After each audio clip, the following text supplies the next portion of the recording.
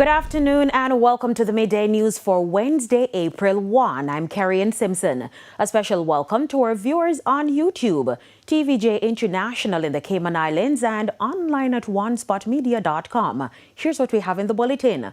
Water Minister Matthew Samuda says restrictions now in effect for Kingston and St. Andrew.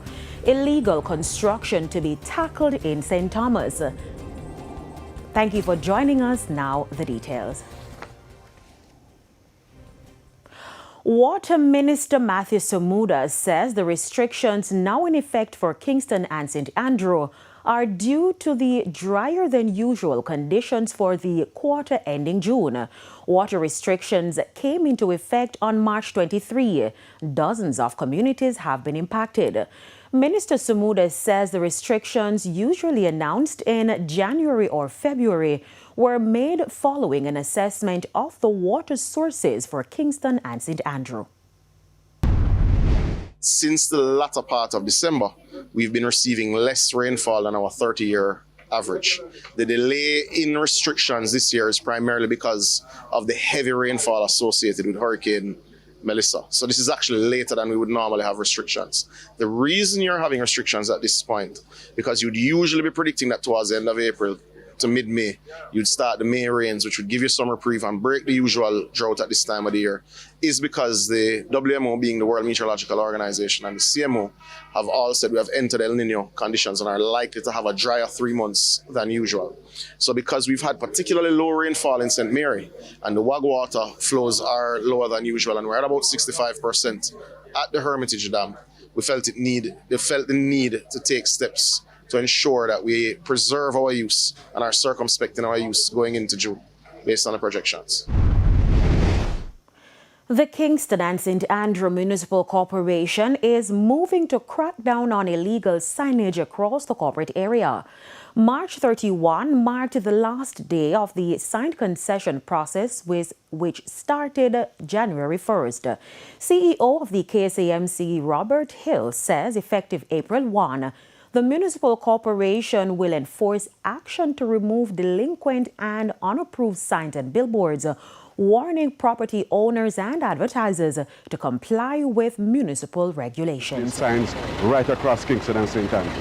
I'm just awaiting the final data from our compliance team to ensure that the data is correct. The initiative is aimed at enforcing municipal bylaws, improving public safety, and enhancing the visual appeal of the city. Officials say unlicensed or structurally unsafe displays will be targeted as the KSAMC steps up efforts to bring all outdoor advertising into compliance. The St. Thomas Municipal Corporation and the Sugar Company of Jamaica Holdings Limited have launched a joint operation to tackle illegal construction on government-owned lands in Chiswick, St. Thomas. CEO of the Municipal Corporation, Kevin McIndoe, says the operation is a response to complaints from the SCJ about unauthorized building on their properties. Now, 16 stop notices were served on Tuesday, marking the beginning of efforts to address the issue.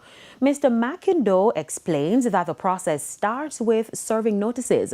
He says lack of compliance will lead to court action. As Jamaica braces for the 2026 Atlantic hurricane season, a major cleanup effort is underway in Montego Bay's South Gully after last year's Hurricane Melissa left waterways choked with debris and communities at risk of severe flooding. First of all, we can't afford it, so we are not taking over the work. But it's important that in our debris management, we acknowledge where debris would have come and create a problem. And what we are trying to do is to just fix this problem as a one-off situation. But the area here cannot be a one-off. And we do apologize for the incorrect insert. We now go to that story. During the passage of Hurricane Melissa last year, tons of debris came down the South Gully in Montego Bay, clogging several key waterways. As the country approaches the 2026 Atlantic hurricane season, the National Solid Waste Management Authority, though not a part of its core mandate, is ramping up efforts to mitigate flooding. On Tuesday, led by its Executive Director Audley Gordon, the NSWMA carried out a major cleanup of the gully, marking the final step in phase 2 of its debris management program. It is important though that this exercise is not a one-off. There must be a periodic maintenance of this underpass here. Because once you don't keep it clear, there will always be a problem when you have heavy rains. So far, the NSWMA says it has combed through the 5 most affected parishes. According to Deputy Executive Director Shanique Johnson, the South Gully serves as a major drain channel for Montego Bay. We have so far collected going up to 50,000 loads of debris overall from those heavily impacted parishes. And you would realize the South Gully is one of the major gullies in the Montego Bay area, ensuring that the stormwater comes and exits from the city. And we're here to ensure that we clean up, finalize that whilst cleaning up this, undertaking this initiative to remove the debris and the solid waste that is here. She said due to the volume and type of debris accumulated in the gully, significant resources had to be used. In the meantime, an encouragement to citizens to adopt proper waste disposal practices to support flood mitigation efforts. We use this moment to really encourage fellow citizens to really containerize and to ensure proper disposal of solid waste, because inevitably it really comes down to the gully and impact our everyday marine life. Education Minister Dana Morris-Dixon is calling for renewed efforts to strengthen mathematics education across the island. Details in this report. For decades, Jamaican students have struggled in mathematics. This problem is coupled with the migration of specialist teachers. Education Minister Dr. Dana Morris-Dixon emphasized the importance of building students' confidence in mathematics. A lot of our students come to think that they're either good at maths or they're not. And in many instances, many of us adults project our fear of mathematics. I know students, when you hear your mother and your auntie say, I never good at maths, you know. I know you hear it.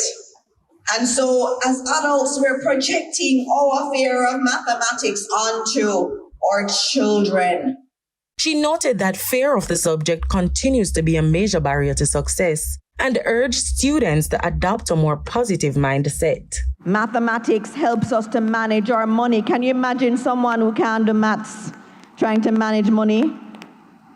And you have a store and they give you the cash and you can't calculate how much change to give back. That's not a good thing. So mathematics is everywhere. It lives everywhere. It can help in Clarendon to measure yield and plan inputs. In 2025, approximately 44% of students passed CSEC mathematics, an increase from about 39% in 2024. However, this remains below pre-pandemic levels. We must not just be looking at the passes in mathematics, as Dr. Pinnock has said. That's not it. We have to be working on really teaching our children how to think. That's what mathematics is. So we want more confidence in mathematics, more curiosity in mathematics, and more practical application of it. The minister stressed that continued investment in teaching strategies, support programs, and student engagement will be critical to improving results further. I think teachers of mathematics are absolutely special, and it's not just because I like maths.